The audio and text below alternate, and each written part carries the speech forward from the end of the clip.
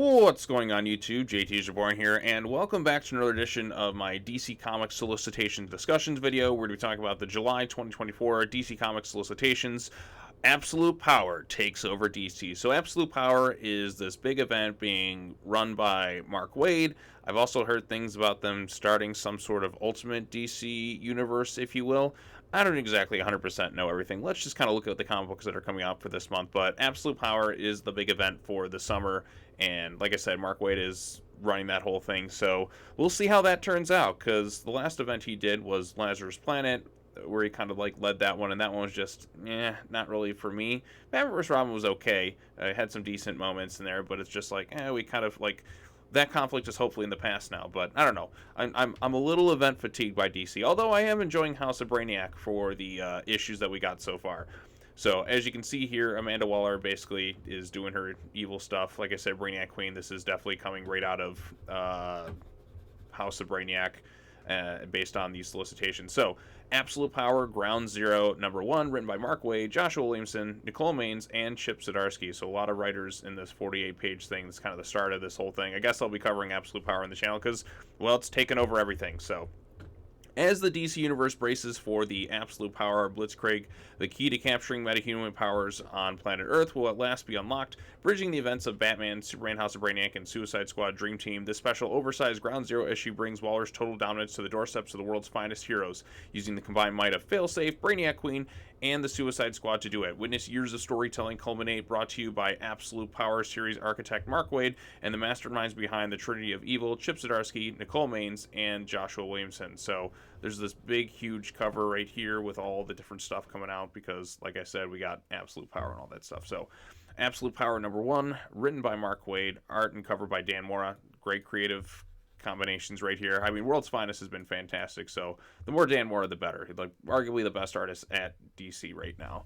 The Trinity of Evil has won. DC's epic summer event kicks off with a bang as the combined might of Failsafe and the Brainiac Queen has at last given Amanda Waller the ability to steal the metahuman abilities of every hero and villain on planet Earth. As chaos erupts in the streets and a massive misinformation campaign sways public opinion to her side, the founder of the Suicide Squad methodically targets each superhero dynasty one at a time, starting with Superman. But even in the darkest of hours, a resistance is forming, and Batman is out for vengeance. It's shocking blitzkrieg across the globe that is decades in the making and will shape the course of the DC Universe for years to come. I mean, we hear this quite a bit. Brought to you by the superstar talents of Mark Waid and Dan Mora. It all starts here. I'm hoping for good things. Like I said, Mark Waid can write some really good stuff. Got some cool looking variant covers right here. I like this thing. Is this Peacemaker? Looks like it. Let's see. I haven't reading Suicide Squad right now, but maybe I should. Absolute Power Task Force 7, #1. Written by Aaliyah Williams. Art by Caitlin Yarsky. Cover by Pete Woods. Super No More. With the assault on Metropolis heroes complete, Amanda Waller's latest living weapon, the Last Sun, sets his sights on another most powerful supers in the DCU, the Marvel family. Will their combined powers be enough to survive this terrifying threat? In this bi-weekly series, we'll see the Absolute Power event through the eyes of evil, as told from the point of view of the Trinity of Evil. Then we got this right here. Oh, look at this. Another Task Force 7. I like this little cover right here. These are some cool looking covers right here. I got to give a props for that. Absolute Power, Task Force 7, #2. So this one is, once again, this one's written by John Layman, so a different person writing. Art by Max Raynor. Atlantis has a new leader, a new ruler. Long live Depth Charge. Amanda Waller's loyal Mazo robot known as Depth Charge has stolen Aquaman's powers along with his throne, and now all the Atlanteans must stay in line or risk having their powers taken as well. It's up to Jackson Hyde and the rest of the Aqua family to launch a revolution without being discovered. Okay. Look at this right here. There's some great looking variant covers right here. Absolute Power, Task Force 7, #3, written by Jeremy Adams. So each person is like another one person is writing each individual issue. So there's a lot of stuff within this event. I guess I'm gonna have to read. So this comes out sale at the end of the month. After capturing and absorbing the powers from the GSA, Jade Stone is compromised by Green Lantern Alan Scott's willpower. Suddenly faced with the concept of free will, does Jade Stone continue to execute Waller's orders or have a change of heart? Meanwhile, the remaining GSA members attempt a rescue mission to retrieve their teammates and escape to the Tower of Fates. Absolute Power Origins #1, written by John Ridley, art by Olathe Martinez. Discover the untold story will let Amanda Waller to form the Trinity of Evil and take down Earth's superheroes. It's the Suicide Squad's founders as you've never seen her before in an all-new companion miniseries to the Absolute Power event. The definitive history of one of DCU's deadliest villains is at last revealed. Amanda Waller's catastrophic attack on the metahumans of Earth has rendered both hero and villain powerless, but what led to the wall to this place? An Absolute Power Origins Academy Award-winning writer John Riley and fan-favorite artist Letha Martinez will tell the tale about how one woman lost everything she held dear, powerless beneath the forces of the senseless acts of chaos. The path of vengeance would bring her to two simple words that would change your life and the lives of the DCU forever. Never again. Are we going to get, like, sympathetic Amanda Waller? I don't know. I mean, she's super cold-hearted. Like, I mean, Amanda Waller is just a total bitch. So hopefully by the end of the event, like, Amanda Waller needs to face repercussions by the end of this event. Like, she needs to either be killed off or sentenced to the Phantom Zone and just something, because, like I said, Amanda Waller is just she's not a very likable character at all. I mean, like I said, interesting character, but just really unlikable. Superman number 16, written by Joshua Williamson. Oh, as it's freezing on me. Absolute Power Time, the return of Jamal Campbell to the Superman series. Okay, thank goodness. I love Jamal Campbell's work on the earlier stuff. Superman, why was disappearing for a while? Superman is down, but not out. Waller and her forces are winning. While the Fortress of Solitude has become the home base for the survivors, the injured and powerless Superman must go on a dangerous mission into the magical realm, guest starring Zatanna. More Zatanna, the better, as I always say. So we got an Absolute Power Wonder Woman tie-in, it looks like, right here. Ooh, I like this cover right here. That's a good one. Makes Diana look nice. Wonder Woman, number 11, written by Tom King. Waller's War. Wonder Woman's quest for the truth is placed on hold as she comes face-to-face with Amanda Waller's latest toy, Task Force 7 robot, ready to take all her powers for good. Did the Justice League Dark have enough tricks up their sleeves to save our Amazon princess? Find out as this tie-in to Absolute Power begins. There's going to be a lot of tie-ins to this event. Batman, number 150, written by Chip Zdarsky, art by Jorge Jimenez and Dennis Cowan. A milestone issue featuring the art of the legendary Dennis Cowan. The question in series regular Jorge Jimenez: when a 2-bit crook uncovers Batman's true identity, he becomes the most dangerous man in Gotham City. Can Batman stop him before it's too late? Does he even want to? Plus an Absolute Power backup story by Chip Zdarsky and Mike Hawthorne teaming Batman and Catwoman on the heist of their lives against Amanda Waller.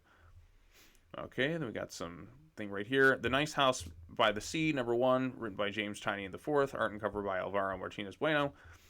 No one who was invited to the house knew Max, but she knew each and every one of them. Masters of their friends, titans of industry and knowledge, they all represent the best and brightest of humanity. So Max whispered to each of them the truth of what they deserve to be saved from disaster, to carry on the flame of civilization, paradise built just for them. They all leaped at the chance. Why not? Why shouldn't they be the ones to live forever? Isn't it their destiny to survive the culling of the lesser herd? Wouldn't be named the future of humanity be nice? So like I said, tiny and stuff. Joker, the world. Oh, so this is just a trade paperback thing right here. From the DC Vault, Death in the Family, Robin Lives, number 1. So this just 1988, DC fans made a seminal choice in the history of DC publishing, voting to kill off Jason Todd's Robin in the Death of the Family storyline. Now, for the first time, we want to find out what would have happened if fans had voted for Let Him Live, and it begins with the murder of the Joker. Okay, interesting AU perspective. Dark Knights of Steel, All Winter, number 1, written by Jay Kristoff and Tom Taylor. I guess it's a follow-up right here. The snow falls thick, blood runs black, and color itself is only a distant memory. The legendary assassin Deathstroke stalks a frozen wasteland, killing for coin among a nation of ever-wearing Jarls. But when our murderer for hire finds himself cast in the role of reluctant guardian, will he fight to end the icy curse destroying his land, or be consumed by the sins of his own past? The red-hot Dark Knights of Steel epic expands into bone-chilling new territories with new surprises in store. And I didn't read Dark Knights of Steel, so I don't know if it's any good or not. Oh, I like this cover right here. It looks like Talia, Gotham by Gaslight. The Kryptonian Age, number 2. Upon uncovering a mystery involving ancient relics, Batman must battle against Talia al Ghul in the League of Shadows for control of a dangerous weapon. As court magician John Constantine whispers in the ear of Queen Victoria, and Professor Adam Strange explores the farthest reaches of the Antarctic, the strange rumors they're all chasing about the lost Kryptonian age of mankind begin to take on a ring of truth. Then we have this one right here. Detective Comics, number 1087, written by Ram V. Gotham City is besieged on all sides. Oh my gosh, we're still in the Orgham thing. The Orgham's Iron Fist holds the city in death grip. Joker's daughter terrorizes the streets, while Mr. Freeze's most apocalyptic creation yet menaces the city from below. Does the Dark Knight stand a chance? Batman and Robin. We're going to Dinosaur Island. Love dinosaurs. They're cool. Batman and Robin, number 11, written by Joshua Williamson, art by Juan Ferreira. Bruce and Damian plan the perfect father and son getaway to Dinosaur Island. When the dynamic duo uncovers a deadly family secret, their investigation takes them on a fun-filled adventure to rescue one of Batman's greatest enemies. Who could this enemy be? Why? Only time will tell. So, I wonder if it has something to do with the whole flatline seeing Ra's al Ghul thing. We shall see, but fun Bruce and Damian adventures going to Dinosaur Island while all these other crazy things are going on. I have no idea how it works in continuity, but you know what? I'll just enjoy it for what it is. Okay, The Fall of Grayson, part 3 of 5, so only a few more issues left in this run. I don't know who's taking over Nightwing afterwards, but we shall see. Nightwing, number 116, written by Tom Taylor, art by Bruno Redondo. Everything Dick Grayson has built is crumbling around him. His life is spiraling out of control, and Heartless is at the center of all of it. Now Nightwing must leave his city. Can he take back the power he's lost, or will Bloodhaven and its citizens be lost to Heartless forever? I thought the Titans lived in Bloodhaven now, so what's going on there? But anyways, The Batman, the Brave, and the Bold, number 15, written by Tim Seeley, Mark Russell, Joshua Hale, Fialkoff, and Alex Segura. Nightwing and Deadman's journey down long-forgotten circus paths begins to reveal powers, but they might wish they hadn't. Booster Gold realizes getting everyone to agree on a perfect timeline is easier said than done. Batman and Guy Gunner face the secrets of the universe, and finally our hard-hitting question story begins as Renee Montoya finds herself under attack as both the Commissioner and the Question. Poison Ivy, number 24, written by G. Willow Wilson, art by Marcio Takara. The death of Pamela Isley, Dr. Jason Woodrue, the Pharaonic Man, aka Floro, has stacked the deck in his favor. Neither Ivy's powers nor her allies are enough to put an end to Floro and his devilish plan to turn Ivy's victims against her. Well, I mean, wouldn't they be against her because they're victims? But I mean, I don't get why they'd like Poison Ivy. But anyways, as time and her own supply of blood runs out, one thing becomes apparent: to bring the outbreak of the parasitic fungi, Ophios, whatever, to an end. Poison Ivy will have to kill both her own creator and herself. Harley Quinn, number 42. Let's be honest, I ain't the easiest to get along with. Hey, don't agree so fast. You ain't exactly the bee's knees yourself. Okay, where was I? Oh yeah, On the Run. My scientific study on villainous villains has gone all kinds of wrong, and I made myself a whole lot of enemies in a real short time. Mr. Freeze, Robin, and worst of all, this new cop, Pulaski, who's got a target aimed smack dab at my head. Don't shoot my head, Pulaski. I love my head. And assuming Pulaski doesn't shoot my beloved head, step aside in it for a lovely story about the power of reading books and why Burnham is good, terribly inefficient as fuel source, as brought to you by librarians who keep kicking me out of the video section, Joanne Starr and Marcio, blah, blah, blah. Okay, so Teenie Howard, all that other stuff going on. Then we have... there's a Batman, or there's a Red Hood stuff right here. So then we have Red Hood, The Hill, number 6. Haven't read any of this yet. I don't know if it's any good. It's been a problem after problem since Jason Todd took up residence in the Hill. Madman, megalomaniacs, and monsters have menaced Red Hood and his allies constantly since his arrival, but he and you, dear reader, can't prepare for what comes next. Can Red Hood be the savior the city needs, or will the Hill go to hell? Find out the climactic finale. Then we have Catwoman. All right, I actually like this cover right here. It's a nice one. Catwoman, number 67, written by Teenie Howard, art by Carmine Di Gian. Okay. 9 Lives enters its cumulative chapter. Selina's journey has brought her everywhere from the deepest reaches of the ocean to the cold vacuum of space, but she's out of places to hide. With enemies closing in all around her, there's only one place left to go, home. Prepare for the fight of Selina's life as the White Glove launched their attack on Gotham City. Then we have Birds of Prey right here, also dealing with dinosaurs the same month. Are they going to be at Dinosaur Island along with, like, Batman and Robin? The Birds of Prey's personal failings threaten to turn an advantage into disadvantage as their search for Barbara continues to be more fight for their lives than search for Oracle. Oh, and there are dinosaurs. I wonder if we'll get a crossover between this and Batman and Robin. That would actually be kind of fun to see. But, I mean, they feel so distant from each other. But like I said, there's some books I want to see kind of crossover at some points. Like if we're doing crossover stuff. Like, give me a crossover with the Birds of Prey and Batman and Robin. That'd be a fun one. The Penguin, number 12, written by Tom King. Oswald Cobblepot's master plans for Gotham had him feeling like he had the whole city in the palm of his slipper, but it's all gone so very wrong. Now trapped in the Batmobile alongside his most hated enemy, sinking into a watery grave, the Penguin has found himself wondering if it was all for naught. But Batman's avian adversary, I like that, avian adversary, may have one more scheme up his feathered sleeve if it isn't too late. The Penguin's epic saga ends here. So 12-issue mini series, if you will. Then we have this one right here, which is Batman Dark Age number 4, written by Mark Russell, art and cover by Mike Allred. Batman's world begins to grow as the people of Gotham realize they only need a costume to justify their problematic behavior. Fortunately, with Robin as an empowered populace, Batman begins to turn the tide in his war against crime, but he isn't the only one preparing for an army. Falcone is writing his own recruits to take the battle to new lows. Will a figure from Bruce's past play a key role in the battle to come? Only time will tell. Then we have Outsiders number 9, written by Jackson Lansing and Colin Kelly. The Lost City of Canon. The Outsiders journey through and outside all the multiverse continues. Deep beneath reality, two cities follow diametrically opposed philosophies. One is built from legacy, continuity, and order, and the other is born of innovation, reinvention, and chaos. Between the delicate balance of the narrative sits our story, as well as the key to changing it. To do that could jeopardize the DC universe as we know it. So who is plotting to do exactly that? Oh, okay, so we got the World's Finest thing. I just talked about the latest issue beforehand. It's a lot of fun. So I wonder if Mark Waid's going to be leaving World's Finest, though. Because, like I said, Absolute Power, there's a lot of issues to write. The grand finale to Impossible is here, and it is it is as insane as you think it would be. First of all, we got this big Doom-like guy over here. Check him out. He's about to eat Batman and Superman. What would that even taste like? Let's hope our heroes never let him find out, as the Man of Steel and the Dark Knight save the Fifth Dimension from implosion or die trying. Then we have this one right here, Action Comics number 1067, written by Gail Simone and Rainbow Rowell. Superman and the challenge from the stars. Superman fights for two worlds. When a massively powerful alien race makes Earth their arena, Superman must stand alone against impossible challenges that threaten locations all around the world and the lives of those he loves. A not-to-be-missed epic tale of Superman's strength, wit, and resourcefulness in an early stage of his public career. Plus, New York Times bestselling author Rainbow Rowell makes her DC debut and takes on the most powerful woman in Superman's life, Lois Lane. Gotta love Lois, right? We got a Power Girl, number 11 right here, Leah Williams. Forever Alone, dating is hard, especially for Metropolis breakout hero Power Girl. Will an innocent date with the mysterious Axel be just what Paige needs to get her groove back, or are there some skeletons in her suitor's closet waiting to be set free? It's daytime issue. I'm Batman. Got Shazam right here. Shazam, number 13 by Josie Campbell.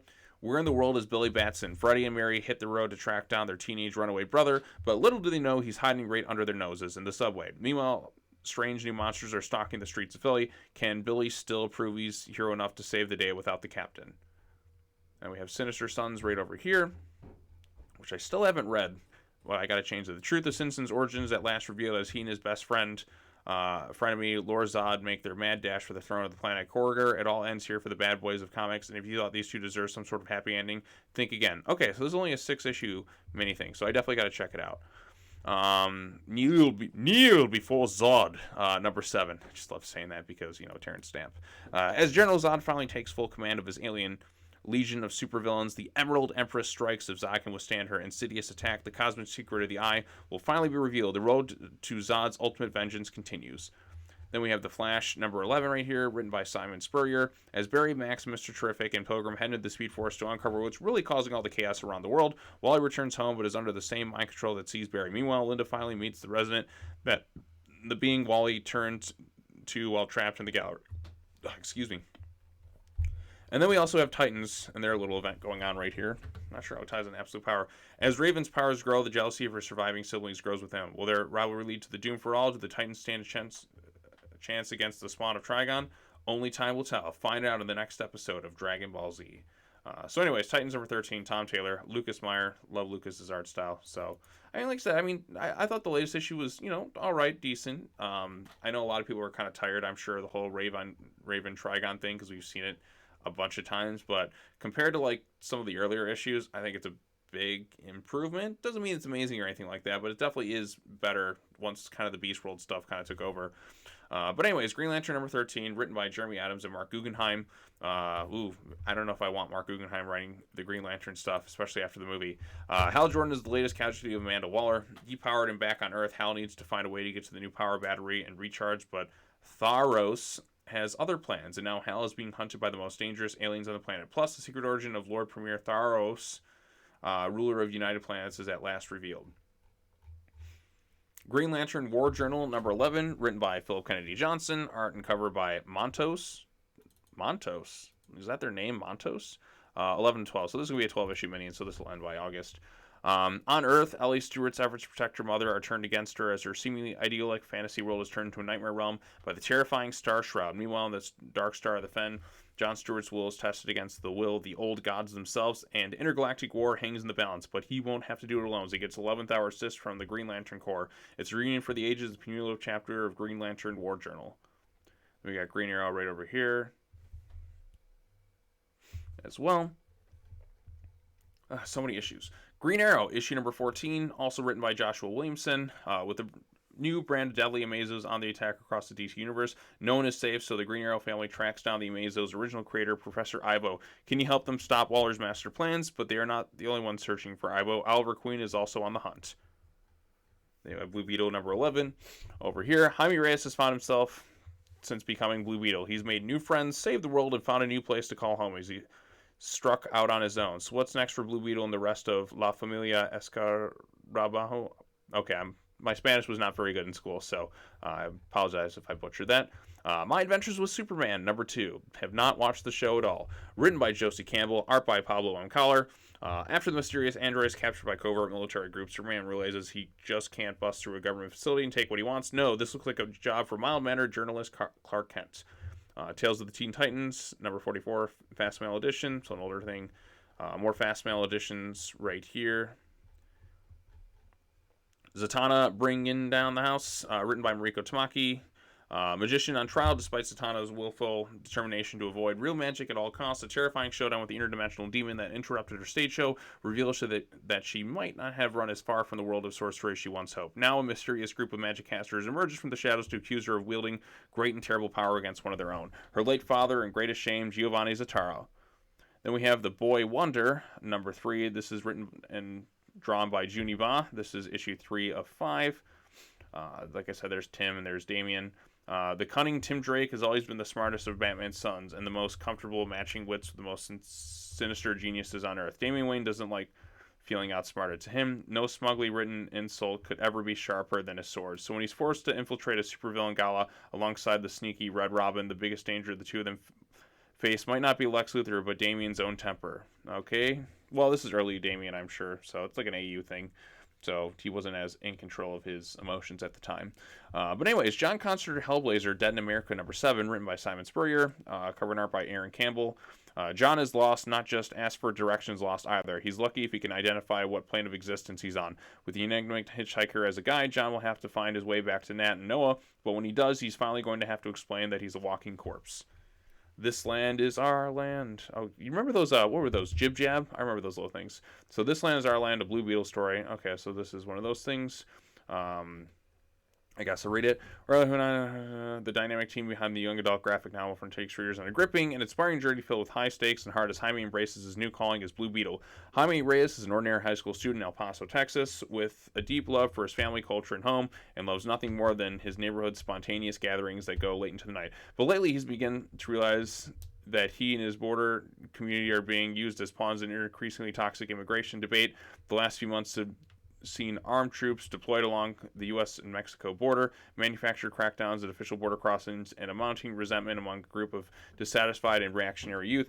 Jaime's problems get more complicated when he finds an odd bug like artifact while stargazing. He starts feeling a little different, like there's another voice in his head pushing towards his most base instincts, and to make matters worse, he's been having surreal dreams that show him that the true threat El Paso faces isn't illegal aliens, but actual aliens known as the Reach. In fact, according to his dreams, Jaime is meant to pave the way for the Reach's impending invasion. Okay, you got that one. Primer, Clashing Colors, number 1. Ashley wants nothing more to be taken seriously as a superhero. She can't help it that things don't always go as planned. And when the Teen Titans roll into town chasing after their infamous nemesis Deathstroke, Ashley will put her powers to the test to prove that Primer has what it takes to join the team. Okay. Huh. That one sounds kind of interesting. Batman and Robin and Howard, Summer Breakdown. Number 1, summer is in session, and that means all the neighborhood patrols, soccer games, and snacks the boys can handle, but things take an unexpected turn when a new group of heroes known as the Hero Club approach Damien and Howard with an unusual offer, an invitation to help amass the corporation planning to build a recycling factory in their favorite park. If that weren't enough, Batman has been acting strangely and disappearing for stretches of time, and there are ninjas everywhere. What could possibly be going on? The Batman and Scooby-Doo Mysteries, number 7, written by Ivan Cohen. The Scarecrow's new fear toxin has Gotham City too frightened to function. Batman and Mystery Inc. are able to pull off the inevitable for a while as they investigate, but soon they fall victim as well, except for Shaggy and Scooby-Doo, who seem weirdly immune. It turns out that always being scared has some advantages after all. Okay, that's actually kind of a fun concept. Since they're always scared, the fear toxin has no effect on them. That's actually kind of a neat idea. I'll give it props there. Looney Tunes number 279, Relief Coyote versus Acme, as they'd say. Give me that movie. I mean, they've hyped it up, like trying to take it away like before we can see it. Like I want to see that movie now. So sorry, off topic. Everyone is trained. The ceremony torch has been lit and carried to the top of the stadium, and the Looney Tunes are ready to compete in their own Looney Games. With all the challengers arriving to show off their skills, who will rise to claim honor of the greatest athlete? Well, this seems to be some sort of Olympics tie-in.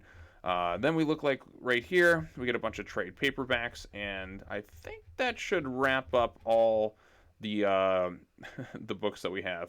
Yes, so that's the solicitations for July. There's definitely some things I'm looking forward to. I think if like Mark, like I know a lot of people are event fatigued, but Mark Waid is a talented writer, and I'm sure the main stuff that he's writing will be pretty decent. It's a lot of the tie-in supplemental material I'm kind of worried about. I mean, last year we were kind of conned in that whole Night Terrors event, which was like 40-something issues, and the majority of them were a complete waste of time. Now, I keep hearing things that there's supposedly like 2 lines of DC coming up. Like there's going to be like the Ultimate Universe that's going to be spearheaded by Scott Snyder. I'm not exactly sure how all that's going to work. I guess we're going to kind of know more in the coming months, if you will, because you always hear so many different things. But until like I see like the issues coming out, like, okay, hey, this is part of this new line, this is kind of the old DC universe, this is what's going on here, then like we'll see kind of what happens. Because like I said, sometimes they're like, oh, we're gonna go into this direction, like future state, and then that's seemingly kind of been brushed aside and kind of put away, if you will. That's just kind of an alternative future, and I don't see them really kind of going in that direction anymore when it comes to DC, because Future State wasn't exactly the most well-received thing. I mean, the timeline is always ever-changing. Like I said, the future isn't written yet. Like, it's always changing. But, yeah, I think the main Absolute Power stuff has some potential, so I'll be checking those ones out. Batman and Robin, Birds of Prey. I mean, I've enjoyed Birds of Prey, too, like, with that run so far. Batman and Robin definitely going to be keeping up with that one. Dinosaur Island, but I mean, both books are going to deal with dinosaurs, and what if they'll cross paths at some point? I think that'd be kind of fun. Like I said, it'd be like that'd be a crossover I'd be up for seeing. But yeah, so Absolute Power seems to be taking over everything. I hope by the end event they either kill off Amanda Waller or throw her ass in jail and she gets publicly humiliated for all the stuff she's done. I don't know if I really want a sympathetic Amanda Waller, because I know that's what this thing's gonna do with this whole origin thing. We're supposed to feel bad for her with all the horrible things she's done to everyone. I'm kind of tired of like super sympathetic villain stuff. Like Amanda Waller has been ruthless for so long. I'm sure, like I said, a lot of stuff kind of led to that, but do we really need to have her be super sympathetic or anything like that? Nah. I mean, she's just so cold-hearted as is. I don't think I'd really want to see that, but we'll see what they do with that thing. I mean, like I said, it's the creative team behind I Am Batman, which I didn't really like that book all that much. So, but yeah, so lots of different things, lots of stuff to look forward to. Detective Comics, that Orgrim storyline is still going on. I kind of checked out with that one for a long time ago. But like I said, it seems we're approaching the end. Like I said, a lot of the stuff, I think by September we'll kind of have like a fresh start with a lot of the stuff. Once Absolute Power is done, a lot of these other runs will be kind of wrapping themselves up, like Nightwing and Detective Comics and all that. We can kind of get some fresh new creative directions with the DC universe. I'm also not sure where this issue takes place, because like I said, with Absolute Power going on, are they really going to be taking a trip to Dinosaur Island or something? I don't know. Only time will tell. But like I said, there's still some stuff I'm looking forward to, and I'm hoping things are pretty good. I hope Absolute Power is good. I want it to be good. I mean, if it's going to be taking over so many of the books, like I said, give me something good with it. Like, don't make it suck like a lot of events have in the past, or disappointment. So, yeah, those are my long-winded thoughts. What do you think of the July 2024 solicitations? Is there any book in particular you're most looking forward to reading about? Do you think Absolute Power is going to be an absolute waste of time? Or are you just like, it's just kind of whatever? So I'd want to know everyone's thoughts in the comment section down below. Be sure to like this video, share it with your friends, subscribe to the YouTube channel for more content, hit the bell for notifications, all the other fun stuff. I'm sure I got more stuff coming up, but I want to get this solicitations video out there before, like I said, the weekend's done, if you will. So, yep, that's all I have to say. As always, take care now. Bye-bye then, and I will see you all in the next video. Peace out.